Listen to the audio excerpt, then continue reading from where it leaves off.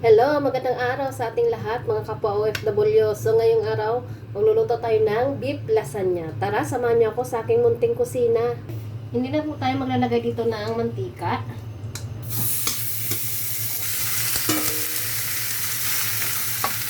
Kaya na natin yung ating sibuyas.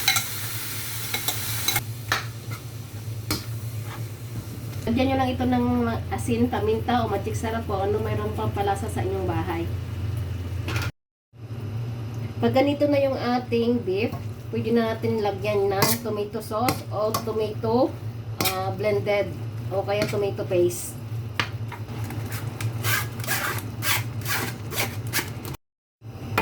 Pakuluan na ito na mabuti hanggang lumapot yung ating sauce.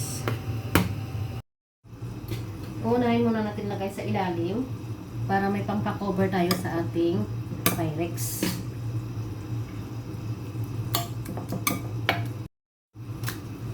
Ilalagay na natin yung ating mga lasagna.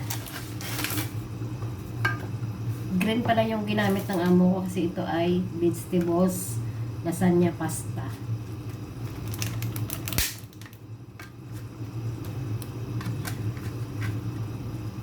Lagyan nyo lang ulit, layer by layer.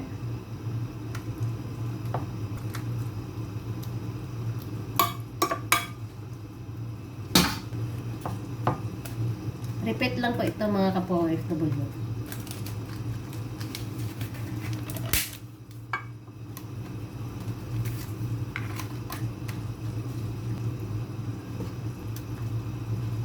Kung pwede naman gumawa kayo sa last layer na ako maglalagay ng cheese. Dahil kunti yung cheese natin, so yung pangpataas lang yung lagyan natin. Para mas maganda tingnan din. Ang cheese ay optional lang. Pero kasi sa lasagna natin is maganda kasi pag maraming cheese. Pero kung nagtitipid kayo mga mami dyan, dahil sa panahon ngayon is mahal ang mga bilihin, okay lang na walang cheese. As long na mas masarap yung inyong lasagna. I-oven natin ito ng 1 hour ng top and bottom heat. Ilagay nyo lang yung oven nyo sa 180 degree top and bottom heat ng 45 to 1 hour.